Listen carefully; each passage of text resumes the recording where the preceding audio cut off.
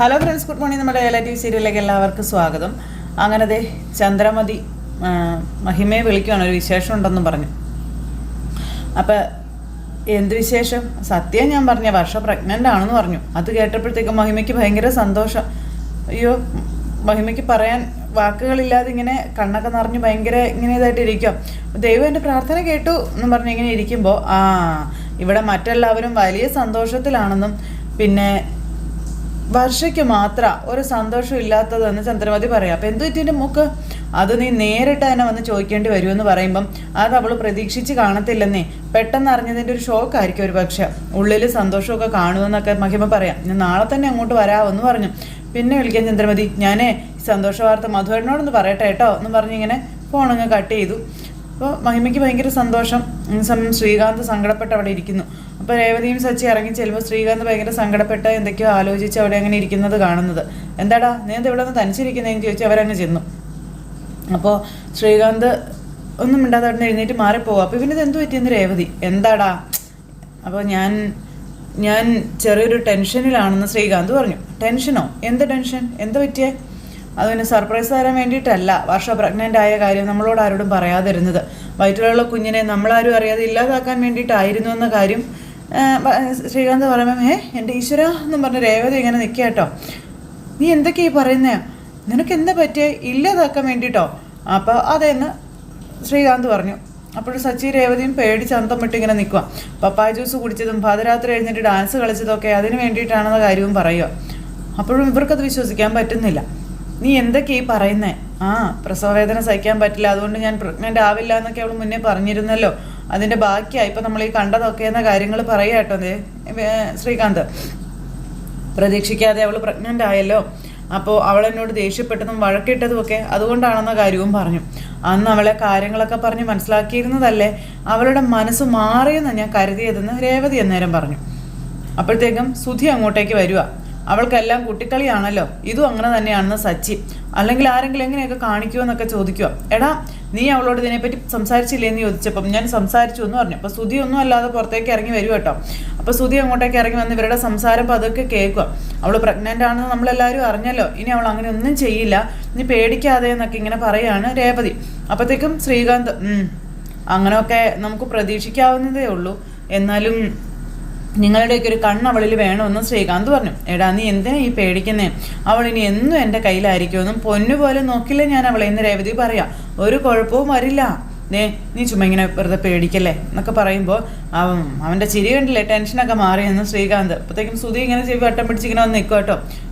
എന്നും പറഞ്ഞ് വിളിച്ചു. അപ്പോൾ എന്നും പറഞ്ഞ് വിളിക്കുക. അപ്പോൾ ഇവരിങ്ങനെ നോക്കി, വാ വാ പോണ്ടേ, വാ വാ എന്ന് പറഞ്ഞ് വിളിക്കാം. വാ വാ എന്നും പറഞ്ഞ് വിളിക്കുന്നു. അപ്പോൾ എന്നാ വാ തുറന്ന് പറയാൻ പറഞ്ഞു സച്ചി. നിങ്ങൾ രണ്ടുപേരും കൂടി ഇങ്ങോട്ട് വാ വാ വാ വാ എന്ന് പറഞ്ഞ് വിളിക്കുമ്പോൾ എന്തോ കാര്യമുണ്ട്, നിങ്ങൾ രണ്ടുപേരെ വിളിക്കുന്നത് ചെല്ല എന്നും പറഞ്ഞ് രേവതി അന്നേരം അവരെ പറഞ്ഞു വിട്ടു. എന്താണെന്ന് ചോദിച്ച് ഇവർ ചെന്നു. നീ ഇങ്ങോട്ട് മാറിയെന്നേ എന്നും പറഞ്ഞുകൊണ്ട് ഇങ്ങനെ നമ്മുടെ സച്ചിയെ തള്ളി മാറ്റി നിർത്തിട്ട് നിങ്ങൾ വന്നേ എന്നും പറഞ്ഞ് ശ്രീകാന്തിനെ പിടിച്ച് നിർത്തിയിട്ടാ കൊച്ചു കള്ള, നീ എന്നെ തോപ്പിച്ച് കളഞ്ഞല്ലേ, ഇക്കാര്യത്തിൽ നീ എന്നെ പുറകിലാക്കി. ഇത് പറയാനാണ് ഇപ്പം എന്നെ ഇങ്ങോട്ട് വിളിച്ചതെന്ന് ചോദിച്ചു ശ്രീകാന്ത്. എടാ കൺഗ്രാജുലേഷൻസ്, എന്തായാലും ഇന്നൊരു നല്ല ദിവസമല്ലേ, നമുക്കൊന്ന് എൻജോയ് ചെയ്യണ്ടേ ഇന്ന് സുധി ചോദിക്കുക. അപ്പോൾ സച്ചി ഇങ്ങനെ നോക്കുക കേട്ടോ. എടാ ഞാനേ നോക്കി ബീർ വാങ്ങി വെച്ചിട്ടുണ്ടെന്ന് സുധി ഇവരോട് പറയുന്നു. വാ എന്ന് പറഞ്ഞിങ്ങനെ നിൽക്കപ്പോൾ രേവതി ഇങ്ങനെ വട്ടം പിടിച്ച് നിൽക്കുക കേട്ടോ. നമുക്ക് ഓരോന്ന് അടിക്കാം എന്ന് സുധി ഇങ്ങനെ പറയുന്നു.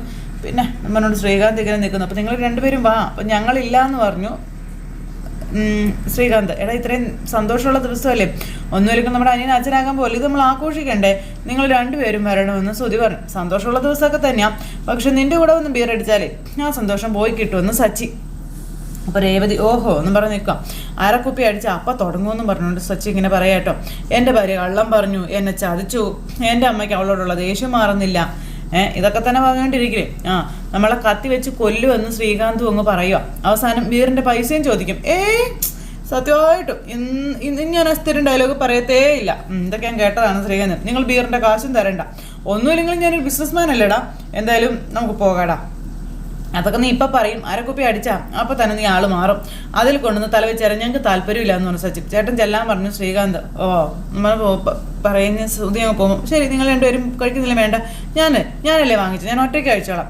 പക്ഷേ നിങ്ങൾക്ക് വേണ്ടി വാങ്ങിയ ബീറിൻ്റെ കാശ് തരണമെന്ന് പറഞ്ഞു സുധി. ദേവ് ചേട്ടനാന്ന് ഒരു കയറ്റും. അപ്പം വേണ്ട, ഞാൻ പിന്നെ വാങ്ങിച്ചോളാം. അപ്പം നിങ്ങളൊക്കെ ഇവിടെ തന്നെ ഉണ്ടല്ലോ, ഞാൻ വാങ്ങിച്ചോളാം എന്നും പറഞ്ഞു നമ്മുടെ സുധി. ഇതെന്തൊരു ജന്മം ഇതെന്നും പറഞ്ഞുകൊണ്ട് ശ്രീകാന്ത് നിൽക്കുക.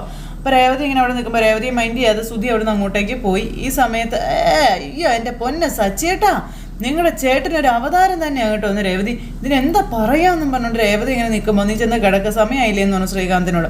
അങ്ങനെ ശ്രീകാന്തിനെ പറഞ്ഞു വിട്ടു. രേവതിയും സച്ചിയും കൂടെ അവിടെ നിൽക്കുന്നു. വർഷയാണെന്നുണ്ടെങ്കിൽ അവിടെ ഇങ്ങനെ കിടക്കുന്നു. ശ്രീകാന്ത് അവിടെ മിണ്ടുന്നു പോലുമില്ല. അപ്പോൾ ശ്രീകാന്ത് ചോദിച്ചു, എന്താ നിനക്ക് ഉറക്കമൊന്നും വരുന്നില്ലേ എന്ന് ചോദിച്ചു. പ്രഗ്നൻ്റ് ആണെന്ന് അറിഞ്ഞപ്പോൾ മുതൽ ഉറങ്ങിയിട്ടില്ലെന്നല്ലേ പറഞ്ഞതെന്ന് ശ്രീകാന്ത് ചോദിക്കുക.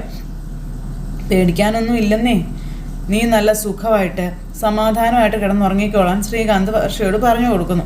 ദേ നോക്ക്, ഇനി അങ്ങോട്ട് ശരീരം ശ്രദ്ധിക്കണം കേട്ടോ എന്നൊക്കെ പറഞ്ഞു കൊടുക്കുക. നന്നായി ഉറങ്ങണം, പിന്നെ വിശ്രമിക്കണം, ഇതൊക്കെ പറഞ്ഞു. വർഷമൊന്നും മിണ്ടുന്നില്ല. പിന്നെ ചെറിയ ജോലികളൊക്കെ ചെയ്യാം, പിന്നെ എപ്പോഴും സന്തോഷമായിട്ടിരിക്കണമെന്നൊക്കെ പറഞ്ഞു കൊടുക്കുക.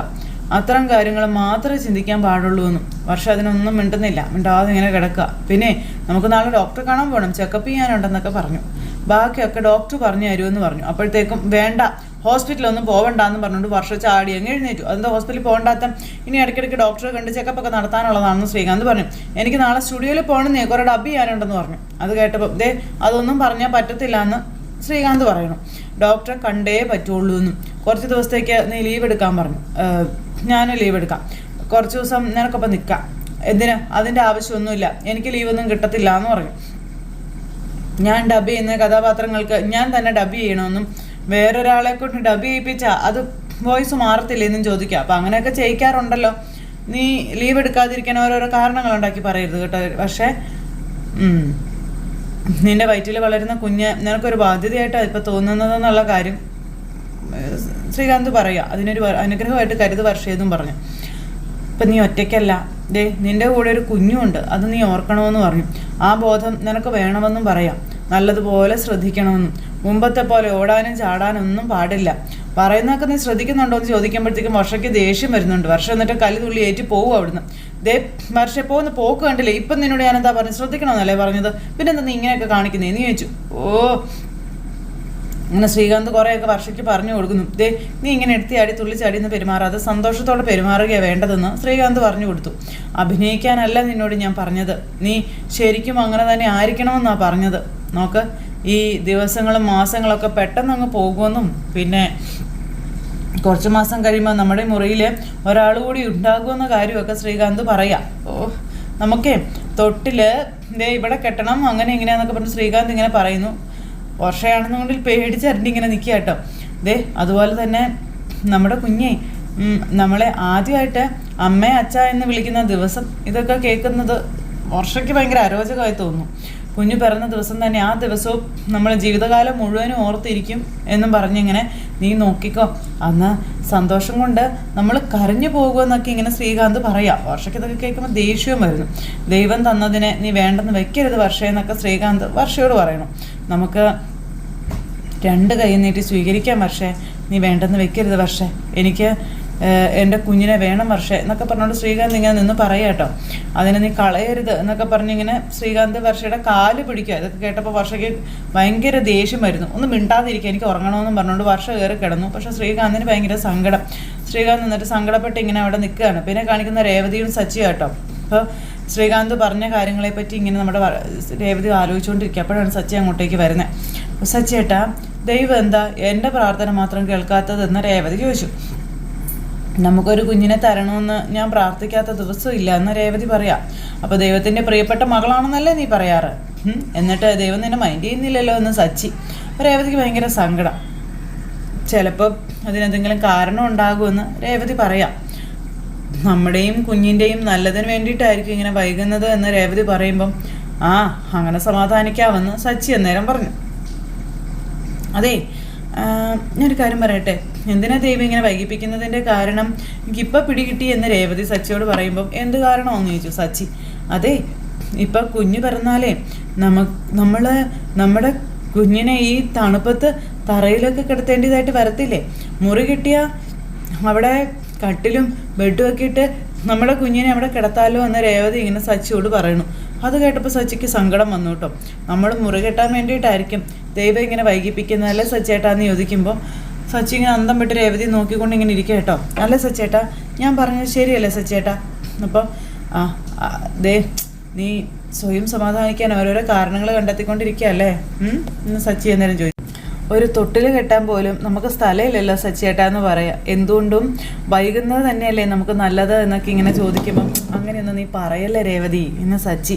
എനിക്ക് പെട്ടെന്ന് തന്നെ അച്ഛനാകണമെന്ന് സച്ചി. അപ്പോൾ അതേ നമ്മുടെ രേവതി പ്രാർത്ഥിക്കാൻ പറഞ്ഞു സച്ചിയോട്. ഞാൻ മാത്രം പ്രാർത്ഥിച്ചിട്ട് കാര്യമില്ലല്ലോ സച്ചിയേട്ടാന്ന് പറയാട്ടോ.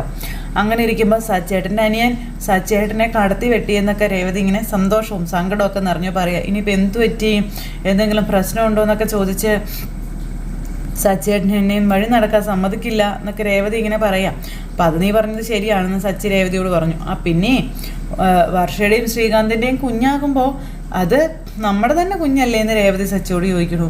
അങ്ങനെ ഭയങ്കര ഇതായിട്ട് ഇമോഷണലായിട്ട് സംസാരിക്കുക രേവതി. ആ കുഞ്ഞ് വരാൻ കാത്തിരിക്കുക, ഞാൻ നോക്കിക്കോ, അവൻ വരുന്നതോടെ ഈ വീട് ആകെ മാറുമെന്നൊക്കെ ഇങ്ങനെ പറഞ്ഞപ്പം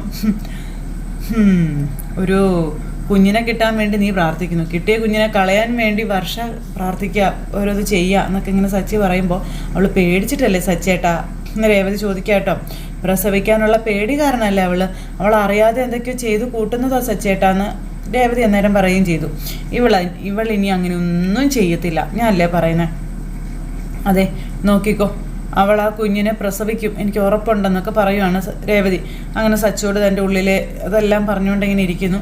അപ്പോൾ സച്ചിക്കാണെന്നുണ്ടെങ്കിൽ ആകെ ഭയങ്കര ടെൻഷൻ. രാത്രി എഴുന്നേറ്റ് ഇനി അവളെന്തെങ്കിലും ചെയ്യുമോ, അവളുടെ കയ്യിൽ പല അടവുകളും ഉണ്ടെന്ന് സച്ചി ഇങ്ങനെ പറയുമ്പം ചുമ്മാ ഓരോന്ന് പറയാതെ സച്ചേട്ടാ ഒന്ന് പറഞ്ഞ് പേടിപ്പിക്കല സച്ചേട്ടാ. എന്തെങ്കിലും സംഭവിച്ചതിന് ശേഷം എല്ലാം പറഞ്ഞിട്ട് കാര്യമുണ്ടോ രേവതി? നമ്മളെപ്പോഴും അവളുടെ കൂടെ തന്നെ ഉണ്ടാവണം, അവളെ ശ്രദ്ധിക്കുകയും വേണമെന്ന് സച്ചി പറയാം. രേവതി നീ ഒരു കാര്യം ചെയ്യാം, ഇന്ന് നീ വർഷയുടെ കൂടെ കിടക്കുക, ശ്രീകാന്ത് ഇവിടെ കിടക്കട്ടെ എന്ന് പറഞ്ഞു.